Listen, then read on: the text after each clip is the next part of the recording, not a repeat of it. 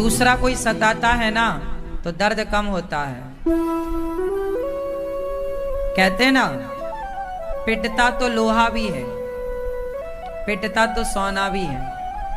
सोनार के घर में सोने की पिटाई होती है और लोहार के घर में लोहे की पिटाई। आवाज ज्यादा कौन करता है? बोलो, मैया बताएंगी हमारी। आवाज ज्यादा किसमें होती है?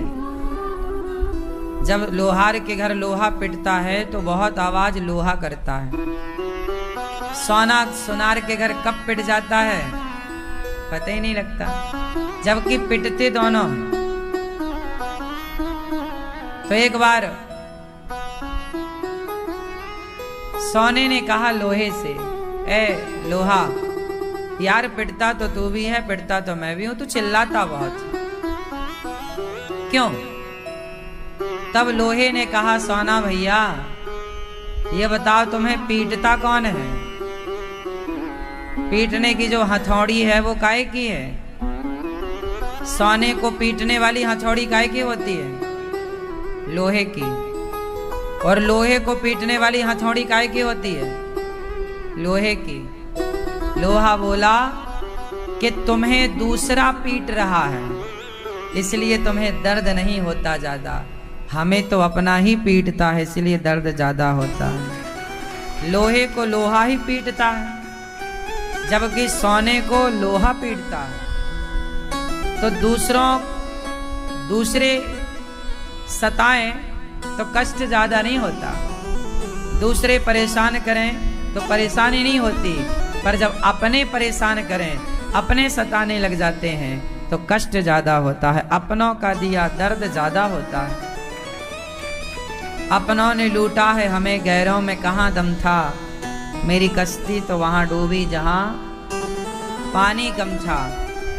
कहते हैं अपनों के घाव भरते नहीं, है ना? दूसरा तलवार से मारे ना तो घाव भर जाते हैं, दूसरा गोली से मारे तो शायद गोली के घाव भर जाएं, भर जाते हैं वो घाव जो बनते हैं गोली से, पर वो घाव नहीं भरते जो बनते हैं कड़वी बोली से। गोली के घाव भर जाएं शायद, पर अपनों के द्वारा दिए गए घाव, है ना? जब अपना बेटा, जब अपना पति, जब अपनी पत्नी, जब अपना पुत्र सताता है, धुंधली बेचारी मर गई क्योंकि दूसरों ने नहीं परेशान किया, खुद के औलाद ने, जिसे पाल पोस कर बड़ा किया उसी ने। तो जब अपनों के द्वारा कोई सताया जाए तो बहुत कष्ट पाता है। क्यों? पड़ोसी सता रहा है तो दर्द कम है, पर अपनी औलाद सता रही है तो दर्द, बोलो, पड़ोसी सता रहे हैं और अपनी औलाद सता रही है, कौन सा दर्द ज्यादा होगा? जोर से, हैं? अपने। जब अपने सताते हैं तो दर्द ज्यादा, दूसरों का सताया। और एक बात और सच्चाई ये है, आज समाज में जितना भी दुख देखने को मिल रहा है वो दूसरों के द्वारा ज्यादा दुख मिल रहा है या अपनों के द्वारा? मैं आपसे पूछ रहा हूं, एक स्टडी कर लूं, समझ लूं। आप बताओ, आप भी तो अनुभव है, संसार में जी ही रहे हैं, कुछ आपका अनुभव बताओ कि आप दूसरों से ज्यादा परेशान हैं कि अपनों से? उत्तर दो, उत्तर दो। इसका अर्थ ये हुआ कि दूसरे तो दुख देते ही नहीं, ना के बराबर, मात्रा होगी भी तो कम। दूसरे तो दुख देते ही नहीं, दूसरों को आपसे मतलब क्या? दुख तो जब भी देगा तो अपना ही देगा। क्यों? बात सही है? बोलो, सही है कि गलत है? साची है कि लवरी है? साची है। सुनो, अब एक और बताओ बात कि स्त्रियों को सबसे ज्यादा दुख देने वाला कौन है? पुरुष वर्ग के द्वारा स्त्री दुखी होती है या स्त्रियां स्त्रियों के कारण दुखी होती हैं? स्त्रियों को दुख देने वाला पुरुष है या स्त्रियां हैं? जोर से बिल्कुल निष्पक्ष बोलिएगा, कोई लांग लपेट नहीं, कोई स्वार्थ नहीं, निष्पक्ष बात करिए। स्त्रियों को पुरुष वर्ग सताता है कि स्त्रियों को स्त्रियां सताती हैं? जोर से। पुरुष तो यूं ही बदनाम है साहब, स्त्रियों को कभी पुरुष नहीं सताता। हाँ, दुशासन जैसे कुछ होंगे समाज में, हम ये नहीं कहते कि नहीं है। रावण जैसे कुछ होंगे समाज में, पर मात्रा 5% है। 95% नारियों को नारियां ही सताती हैं।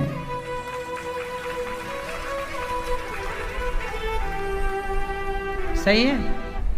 चाहे वो बहू के रूप में सताए या सास के रूप में, देवरानी के रूप में सताए या जेठानी के रूप में, ननद के रूप में सताए या भौजाई के रूप में, पर सताएंगी यहीं आसपास। क्यों? स्त्रियां संसार की एक स्टडी, भारत की एक स्टडी आपके सामने रख दूं, एक रिसर्च। 85 और 90% बहुएं कहती हैं कि हमारी सास अच्छी नहीं है, और 90% सास कहती हैं कि हमारी बहू अच्छी नहीं है। सही है? 90% जेठानियां कहती हैं कि बस हमारी देवरानी अच्छी नहीं है, और 90% देवरानियां बोलती हैं कि बस मेरी वाली जेठानी अच्छी नहीं है, तेरी वाली तो बहुत अच्छी है।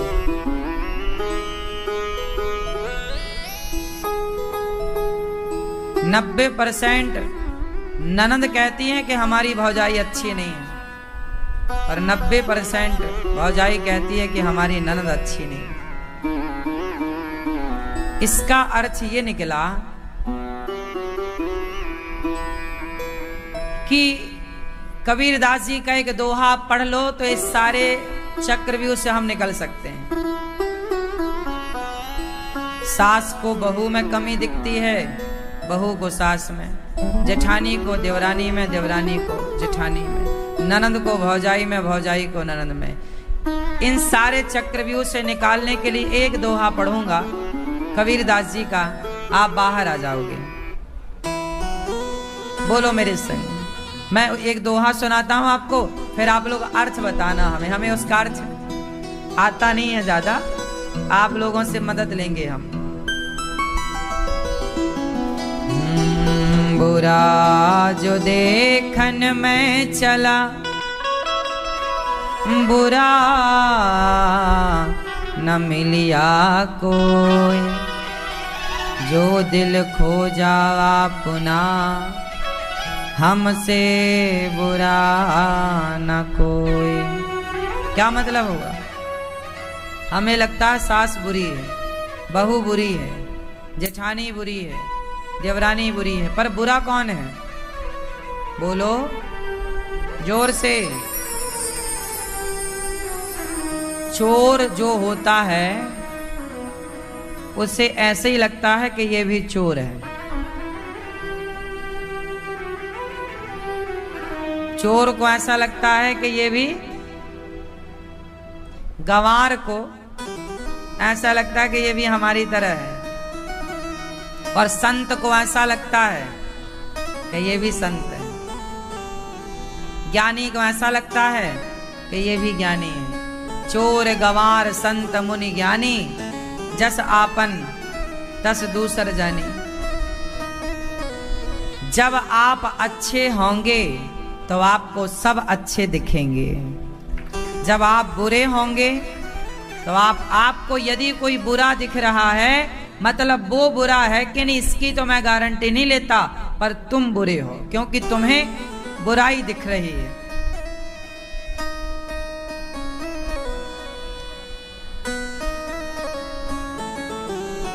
बताओ आपको क्या दिख रहा है?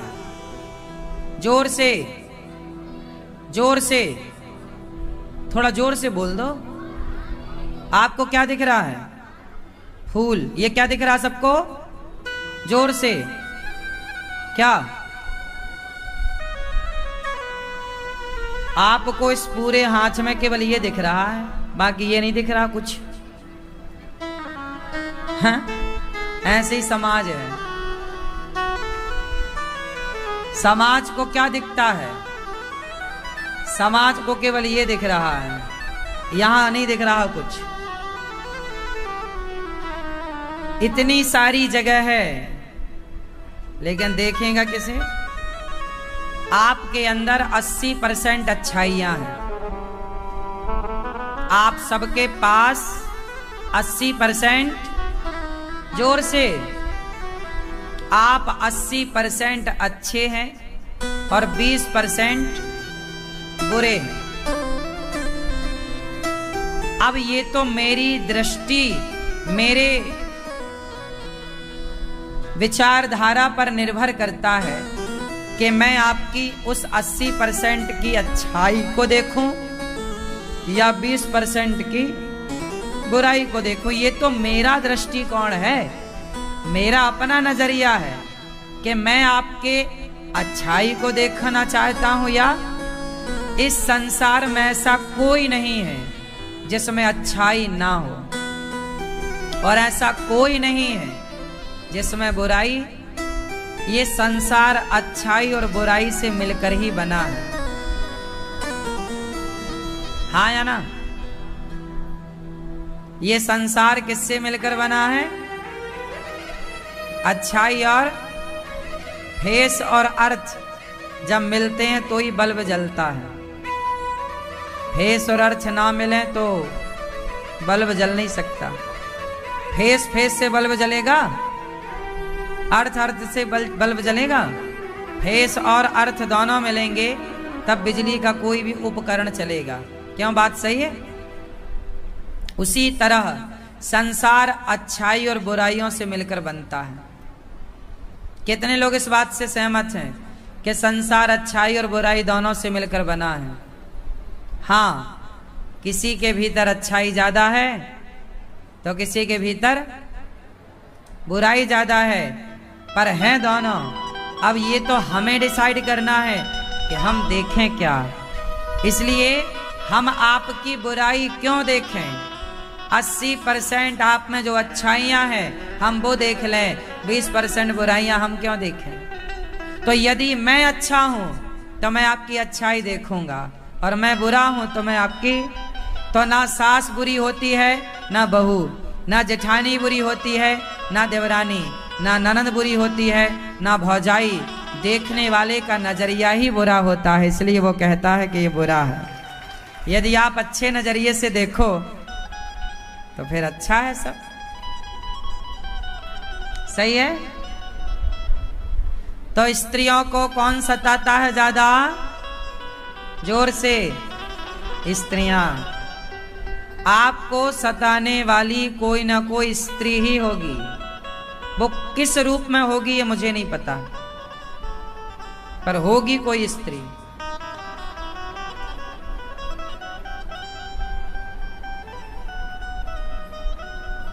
इसलिए पुरुष तो केवल बदनाम है बेचारा। क्यों? सही है? ये सताते हैं आपको क्या? नहीं।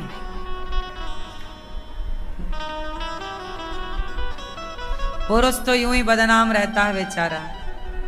क्यों? सही है ना? जबकि सता कौन रहा है? यदि स्त्रियां ही स्त्रियों का सम्मान करने लग जाए तो क्या मजाल कि कोई तुम्हारा बाल भी बांका कर ले। स्त्रियां ही स्त्रियों का सम्मान नहीं करती। क्यों?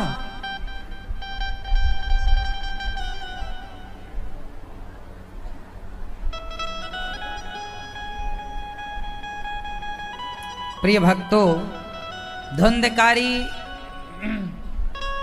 प्रेत बना, तब गौकर्ण जी ने भागवत सुनाई, प्रेत योनि से मुक्त हुआ। जन्माद्यस्य यतोऽन्वयादितरतश्चार्थे स्वभिज्ञः स्वराट् तेने ब्रह्म हृदय कवये मुह्यन्ति यत्सूरयः तेजो वारिमृदां यथा विनिमयो यत्र त्रिसर्गो मृषा धाम्ना स्वेन सदा निरस्तिकुहकं सत्यं परं धीमहि सत्यं परं धीमहि।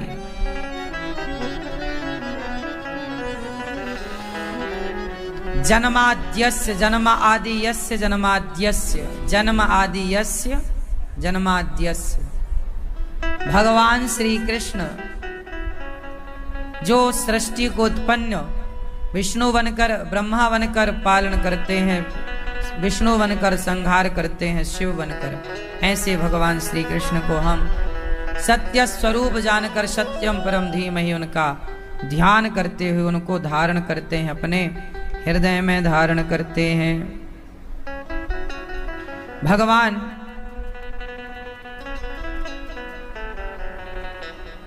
धर्मः प्रोज्झित कैतवोत्र परमो निर्मत्सराणां सतां वेद्यं वास्तवमत्र वस्तु शिविदं तापत्रयोन्मूलनम्।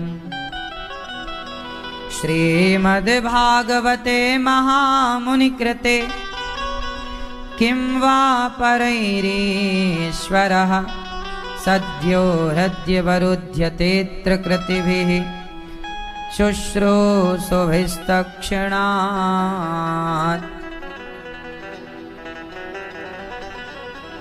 भगवान धर्म की स्थापना करने के लिए आते हैं। निगम कल्प तरोर्गलितम फलम शुक मुखाद मृतद्रव संयुतम पिबत भागवतम रसमालयम मुहुरहो रसिका भुवि भावुकाः। ऐसे सुखदेव भगवान जो वेदों का सार हम सबके लिए भागवत जी के रूप में संजो करके रखते हैं, ऐसे सुखदेव भगवान को हम प्रणाम करते हैं। भागवत जी में कुछ प्रश्न हैं, कुछ सवाल हैं। भागवत जी प्रश्न और उत्तर का एक अद्भुत मिलन है। ऐसा कोई प्रश्न नहीं है इस धरती का जिस प्रश्न का उत्तर भागवत में ना हो। ऐसा कोई प्रश्न नहीं है इस धरती का, आप ऐसा कोई प्रश्न पूछ ही नहीं सकते, ऐसा प्रश्न ही नहीं बना जिसका उत्तर भागवत जी में ना मिल जाए। चाहे वो आज की आधुनिक बातें हो, विज्ञान की बातें हो, साइंस भरा पड़ा है। आश्चर्य मानेंगे आप, घड़ी बनाने का हिसाब किताब भी भागवत जी में है। किस तरह समय की गणना हुई, किस तरह समय का हिसाब हुआ, ये सब कुछ विज्ञान भागवत जी में है। ज्ञान, विज्ञान, पाताल, आकाश, क्या छूटा है भागवत जी से? पाताल की बातें, आकाश की बातें, आज जहां साइंस पहुंचा नहीं वहां की बातें, अभी 1,00,000 साल तक साइंस अभी जहां नहीं पहुंचेगा वहां तक की बातें भागवत जी में लिखी हैं। इतने एडवांस हमारे ऋषि मुनि थे। अच्छा बताओ, अभी विमान है, फ्यूल डलता है उसमें ना, डीजल पेट्रोल, तब चलते हैं। क्या बिना डीजल पेट्रोल का कोई विमान है भारत में या दुनिया में? हवाई जहाज, हेलीकॉप्टर, क्यों? क्या बिना डीजल पेट्रोल का कोई है? नहीं। पर भागवत जी में एक विमान का वर्णन है। उस विमान का नाम है कामक विमान। कौन सा विमान? जोर से, कौन सा? कामग। कामग उसका नाम इसलिए पड़ा क्योंकि वो डीजल पेट्रोल से नहीं चलता। वो कामग मतलब कामना, जो आप कह दोगे वो वहां पहुंच जाएगा, जहां कह दोगे वहीं चला जाएगा पल भर में। मन के वेग से चलता है, जितना तेज मन। अब देखो ऐसा कौन सा विमान है जो मन के वेग से चलता हो? इस टेक्नोलॉजी तक कब तक पहुंचेगा विज्ञान? तो साइंस को अभी लाखों साल लग सकते हैं, फिर भी संभावना नहीं है कि वो यहां तक पहुंचे। जिस तक हमारे वेद पुराण पहुंच चुके हैं, आज के विज्ञान से हमारे ऋषि मुनियों का विज्ञान बहुत आगे था, इतना आगे कि वहां तक विज्ञान पहुंच ही नहीं सकता। क्यों? इसलिए भागवत में ऐसा कोई प्रश्न नहीं है, कोई भी सब्जेक्ट ऐसा नहीं है जिसका उत्तर भागवत जी में ना हो। तो इसलिए हम आपसे यही कहेंगे कि आपको बच्चों को भागवत भी पढ़ाया करो, भगवद गीता भी पढ़ाया करो, रामचरितमानस भी पढ़ाया करो। बच्चों को पढ़ो, पढ़ाओ। दिन भर व्हाट्सएप ना चलाओ, कोई ग्रंथ खोल के बैठ जाओ, कोई उपनिषद खोल कर बैठ जाओ, कोई धार्मिक पुस्तक लेकर बैठ जाओ। अच्छा कुछ भी ना पढ़ लेना। आजकल बाजार में बहुत सारी पुस्तकें मिलती हैं, ये सारी पुस्तकें पढ़ने के योग्य नहीं हैं। कुछ पुस्तकें गीता प्रेस गोरखपुर से निकली पुस्तकें,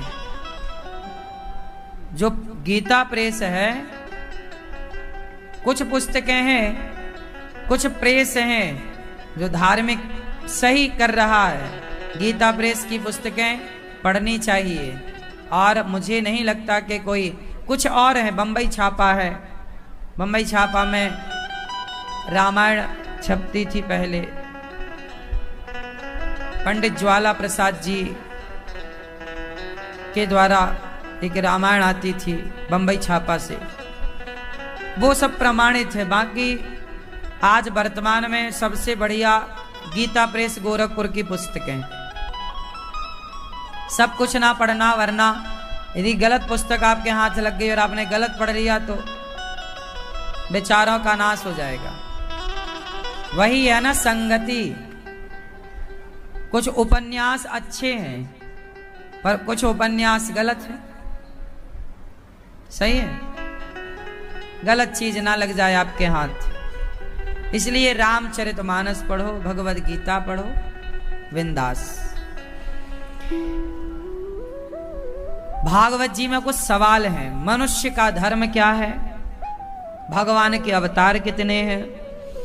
धर्म किसकी शरण में गया? ये सारे सवाल। मनुष्य का धर्म क्या है? मनुष्य का धर्म क्या है जरा आप बताओ। क्यों मैया सो गई क्या मेरी माँ? नहीं, बताओ धर्म क्या है? क्या है धर्म? धर्म किससे कहते हैं? हाँ हाँ, ये पीले भैया बताएंगे चश्मा वाले। धर्म किससे कहते हैं?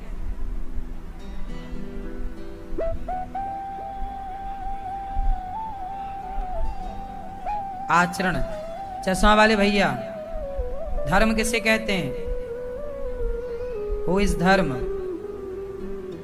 हाँ, कर्म को।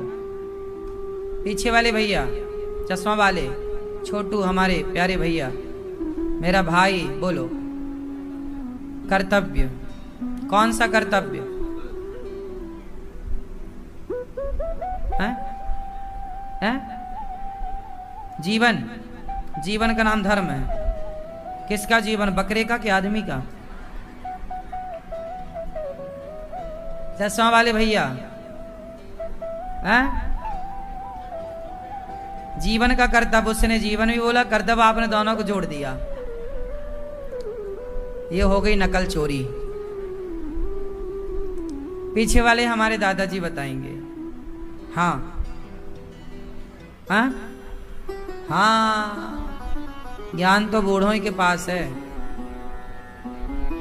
धर्म किसे कहते हैं? सत्य को ही धर्म कहते हैं बेटा।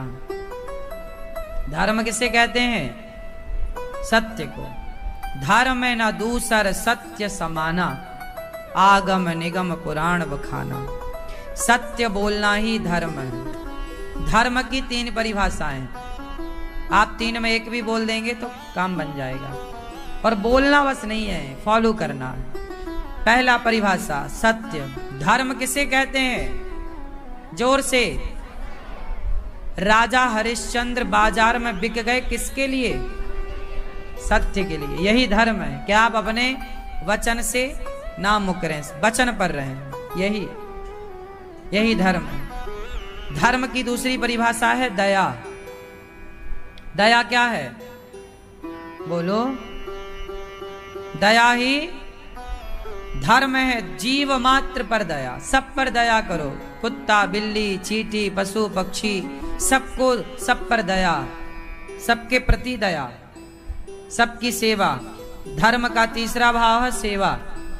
सत्य ही धर्म है, दया ही धर्म है और सेवा ही धर्म है।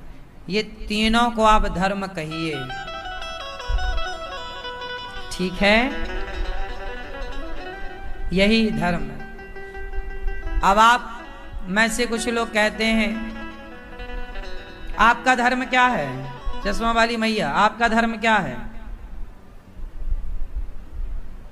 भैया बताएंगे आपका धर्म क्या है?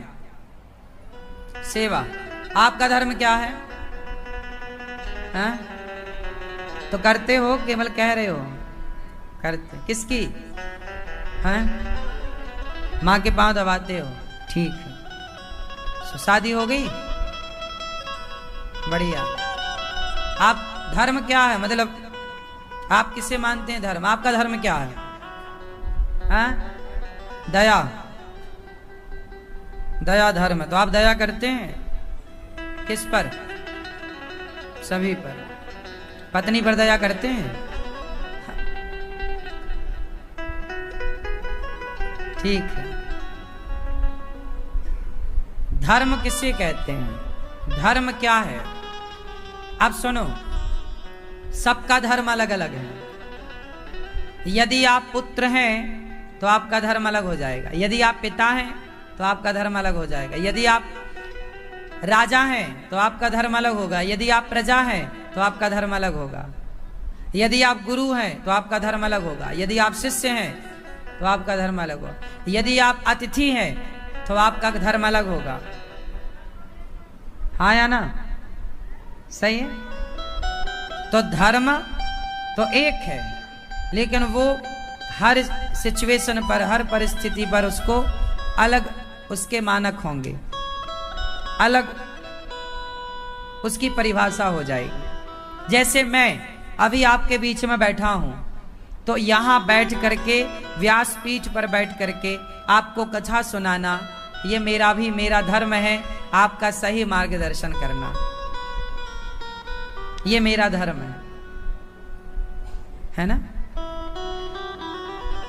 जब आप पिता बनते हैं तो पिता का पुत्र के लिए धर्म अलग होता है, और यदि आप पुत्र हैं तो पुत्र का पिता के लिए धर्म अलग है। क्यों? आप बताओ। आपके पिताजी हैं? नहीं। माताजी? आपके पुत्र है? बताओ, पिता का धर्म बताओ क्या होता है? आप पिता हो ना, तो बताओ पिता का धर्म फटाफट मुझे सुना दो। पिता का धर्म क्या होता है? पिता तो हो ना? कन्फर्म है? तो फिर इतनी देर का है? पीछे वाले चश्मा वाले भैया, आप पिता हो? बताओ पिता का धर्म क्या होता है? बैठे बैठे।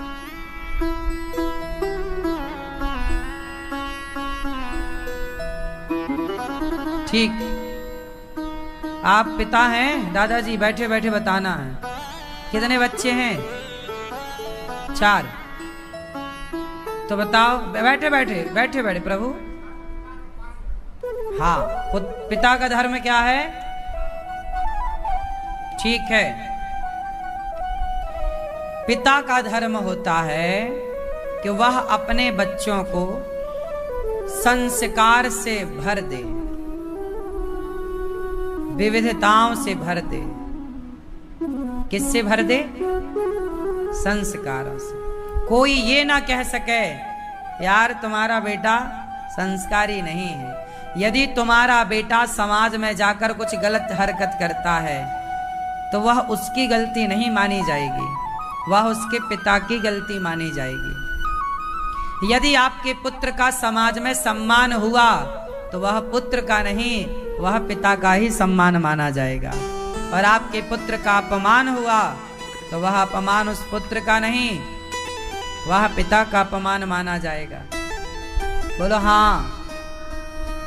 यदि आपका बेटा गलत काम में लग गया तो वो गलती केवल उस बेटे की मानी जाएगी, क्या पिता की नहीं मानी जाएगी? इसलिए पिता का धर्म है कि वह अपने पुत्रों को इतना बढ़िया संस्कार दे दे कि जैसे लोहा और सोना। मैं एक उदाहरण से आपको समझाना चाहूंगा। माना कि ये सोना है, माना कि ये लोहा है, और मैंने दोनों को एक बाल्टी पानी में डाला। 1 तोला सोना डाला मैंने और 1 तोला लोहा डाला मैंने पानी में, और पानी मैंने 1 साल के लिए भर करके छोड़ दिया। 1 साल बाद जब मैं वापस गया तो बता मुझे क्या मिलेगा और क्या नहीं मिलेगा? बोलो जोर से। सोना मिलेगा और लोहा, लोहा 1 साल के अंदर वह पानी में जंग खाकर घुलकर समाप्त हो चुका होगा। कुछ अवशेष मिल सकते हैं, कुछ अवशेष मिलने की संभावना तो है, लेकिन जस का तस तो केवल सोना ही मिलेगा। ना उसकी चमक में कोई कमी होगी, ना तो उसकी कीमत में कोई कमी होगी।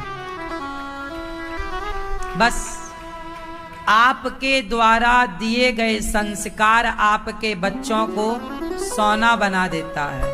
और फिर वह सोना जब आपके बेटा संस्कार पाकर घर से निकलते हैं तो वह कितनी कुसंगति में जाकर रह लें, कुसंग का प्रभाव कभी आपके बच्चों पर नहीं पड़ता, क्योंकि वो सोना हो चुके होते हैं। पानी बिगाड़ेगा तो लोहे को बिगाड़ेगा, सोने को नहीं बिगाड़ सकता। यदि आपके बच्चे संस्कारहीन हैं तो वो लोहा है। तो लोहा, यदि आपके बच्चों को आपने संस्कार नहीं दिए तब तो बिगड़ जाएंगे कुसंग में। जैसे ये दास अनिरुद्ध है। भैया ओ लाला सतीश, इसको जरा ठीक कराओ, थोड़ा बढ़ाओ। तो बात समझ में आएगी आपको कि आपका बेटा यदि संस्कार पाकर सोना हो गया है। अब ये दास अनिरुद्ध है आपके सामने, मेरे सामने कितने भी शराबी आप बिठा दो, कितने भी गलत लोग बिठा दो, उन गलत लोगों का प्रभाव मुझ में नहीं आएगा, बल्कि मेरा प्रभाव उनमें से कुछ लोगों में चला जाएगा।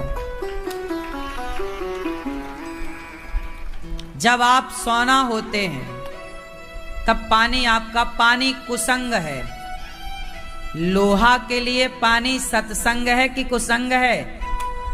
बोलो। लोहे को पानी बिगाड़ देता है कि नहीं? बोलो हाँ। तो आपके बच्चों के लिए कुसंग ही पानी है, तो कुसंग आपको बिगाड़ देगा। अच्छा, यदि आप लोहा हैं तब तो आपको कुसंग का पानी बिगाड़ेगा, पर आप सोना हो गए तो फिर पानी क्या बिगाड़ेगा? सोने का क्या बिगाड़ेगा? 100 साल तक पड़ा रहे सोना पानी में, बिगड़ेगा? बोलो। बस एक बार सोना होने की देर है। अच्छा ये बताओ, क्या लोहा कभी सोना हो सकता है? उत्तर उत्तर उत्तर, हाँ या ना? हाँ। लोहा सोना हो सकता है। कब? जब लोहे को पारस मणि मिल जाए। एक पारस पत्थर होता है, पारस मणि कहते हैं। पारस मणि यदि लोहे पर टच कर दी जाए तो लोहा क्या हो जाता है? सोना। सुना है आपने? तो आप तो अभी कह रहे थे कि नहीं हो सकता। यदि लोहे को टच कर दिया जाए पारस के द्वारा तो सारा लोहा पल भर में सोना हो जाएगा। यदि आपके बच्चे लोहा है तो सत्संग ही वो पारस है।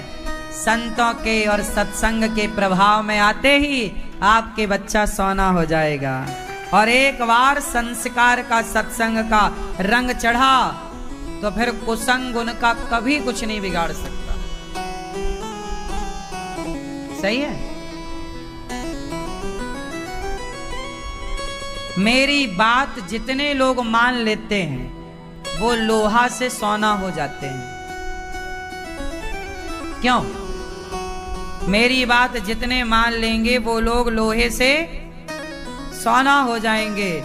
और एक बार सोना बना तो फिर वो लोहा नहीं हो सकता। पारस के टच से, स्पर्श से लोहा सोना तो बन सकता है, फिर वो सोना कभी लोहा नहीं हो सकता।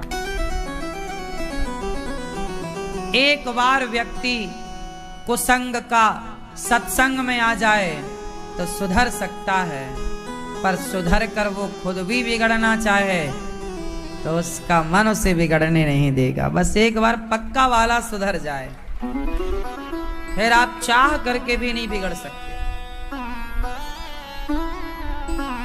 इतनी ताकत है संस्कारों में। इसलिए हमारे पुराने लोग बच्चों को पैसे कम, संस्कार ज्यादा देते थे, है ना? तो आप लोग भी सत्संग से जुड़े, औरों को भी इसलिए कहता हूं कथा सुना करो, भागवत सुना करो। आप टीवी पर नहीं सुन सकते, मोबाइल पर सुना करो। मोबाइल पर यूट्यूब पर जाओ, अनिरुद्धाचार्य टाइप करो, चैनल खोल के आता है, सब्सक्राइब कर लेना। आज 1,48,00,000 लोग जुड़े हैं इस परिवार से। अनिरुद्धाचार्य परिवार से कितने लोग यूट्यूब पर जुड़े हैं? 1,48,00,000 लोग। तो आप भी जुड़े। आप में से कितने लोग इस परिवार से जुड़े हैं? कितने लोगों ने YouTube पर चैनल को सब्सक्राइब कर रखा है? नहीं किया तो फास्ट करके जुड़ जाओ, क्योंकि आप लोहे से सोना होने जा रहे हैं। कीमत तो देखो बढ़ती है। एक मक्खी की कीमत क्या है? ये लाल मैया, हाँ, कुछ भी नहीं। मैया, एक मक्खी की कीमत क्या है? आपसे पूछ रहे हैं। हाँ हाँ, आपसे बताओ, मक्खी की कीमत क्या है? आप बताओ। नहीं बताएंगे आप? हाँ, यदि सब्जी वाले की दुकान में जाकर, सब्जी वाले की तराजू में जाकर मक्खी बैठ जाए तो मक्खी की कोई कीमत नहीं है। लेकिन वही मक्खी सोनार की तराजू में जाकर एक तरफ बैठ जाए तो कम से कम 1 ग्राम तो वजन बढ़ा ही देगी। नहीं, यदि वो मक्खी 1 ग्राम की हुई या आधे ग्राम की हुई, मोटी खाते पीते घर की मक्खी की बात कर रहा हूं मैं। बड़ी बड़ी भी तो मक्खी होती हैं। यदि वो जाके सोनार की तराजू में नीचे की कहीं भी बैठ गई, जिस तरफ बैठेगी बढ़ा देगी कि नहीं? बोलो हाँ। 1 ग्राम की भी हुई तो 1 ग्राम सोने की तरफ जाके बैठे तो कितने की हो गई? क्या रुपया चल रहा सोना आजकल? 40,000, 75,000। तो भैया 75,000 1 ग्राम कितने का हुआ? 7,500 लगभग। 7,000 तो कहीं नहीं गए। क्यों? तो मक्खी सब्जी वाले की तराजू में बैठे तो मक्खी की कोई कीमत नहीं, पर सोनार की तराजू में बैठ जाए तो 7,000 की हो गई कि नहीं।